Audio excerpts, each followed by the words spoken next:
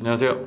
중안면부 수술을 전문으로 하고 있는 리스펙 성형외과 공원장입니다. 안녕하세요 원장님. 네. 요즘 무봉합 인중축소 수술에 대해서 궁금해하시는 환자분들이 많은데 관심을 받고 있다는 점을 체감하고 계신가요?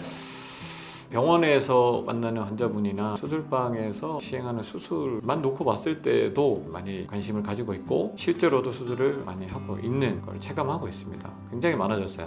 무봉합 인중축소가 무엇인지 설명 한번 부탁드릴게요. 무봉합 인중축소는 말에서도 보여지듯이 피부 바깥쪽 봉합사가 눈에 보이지 않는다라는 의미의 수술법이 되겠습니다. 인중축소를 할 때는 볼막부터 시작해서 근육봉합, 그다음에 피하지방봉합, 피부봉합 이런 걸 다 하게 되는데 사실 피부를 제외한 기본적인 봉합은 거의 다 동일하게 시행이 됩니다. 이 흉터의 결국에 제일 중요한 점은 두 흉터가 아주 깨끗하게 맞물려서 봉합이 되고 회복되는 게 중요한데 최후의 피부 봉합은 이런 아주 가지런한 피부의 맞물림에 매우 중요한 역할을 하게 됩니다. 따라서 피부 봉합은 아주 필수적인 과정 중에 하나인데 이 피부 봉합을 그런 가지런함과 깨끗한 흉터에 지장이 가지 않게끔 눈에 보이지 않게 하는 봉합을 무봉합 인중축소라고 합니다. 눈에 보이지 않는 봉합 방식이라든지 일반인 입장에서는 상당히 좀 어려운 방식인데 이런 방식을 고안하게 된 계기가 있을까요? 인중축소 수술을 한 지는 꽤 됐는데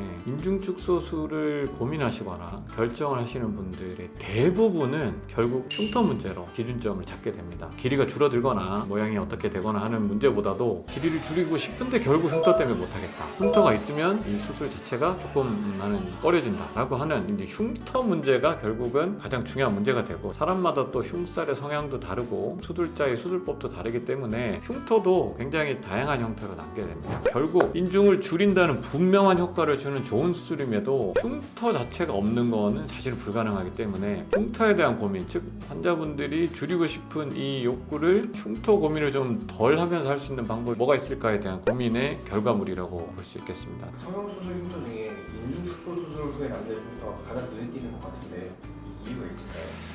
사실 흉터가 눈에 띈다는 것은 거꾸로 보면 눈에 띄는 위치에 있는 경우가 사실은 더 많습니다. 우리가 흉터 자체의 어떤 성상을 보게 되면 관절 부위 흉터가 사실은 아주 크게 남고 그 다음에 이 가슴, 심장과 폐가 계속 움직임을 가지고 있기 때문에 이 가슴 주변에 남는 흉터들이 오히려 좀 더 크고 더 눈에 띄게 되는 게 사실이에요. 근데 실제 관절 부위의 흉터라든지 가슴 부위의 흉터를 우리가 다른 사람의 그런 흉터를 직접적으로 아주 면밀하게 관찰하는 경우는 적지만 인중, 얼굴에서도 특히 인중 부분은 사람을 바라볼 때 가장 중앙에 존재하는 가로 흉터가 되기 때문에 이 흉터는 눈에 좀 띌 수밖에 없습니다. 또한 쌍꺼풀이라든지 눈썹화 거상, 그 다음에 각종 거상에 관련된 얼굴에 남는 흉터들은 모발 주변으로 숨겨지거나 어떤 접히는 부분에 숨겨짐을 통해서 흉터를 많이 좀 감출 수 있는데 인중축소 흉터야말로 감출 부위가 없이 바로 정면에서 눈에 마주치기 때문에 아무래도 그걸 바라보는 사람들의 흉터의 인식은 조금 더 눈에 띄는 것처럼 보여진다고 보고 가시흉이 또 꽤 많이 남는 부분 중에 하나가 이제 인중입니다. 실제로 인중을 줄이기 위해서 여기 인중 축소를 하는 경우와 바깥쪽 인중을 여기를 절개해서 수술을 하는 경우에 똑같은 봉합사와 똑같은 방법으로 수술을 하더라도 바깥쪽 부분에 가시흉이 남는 경우는 사실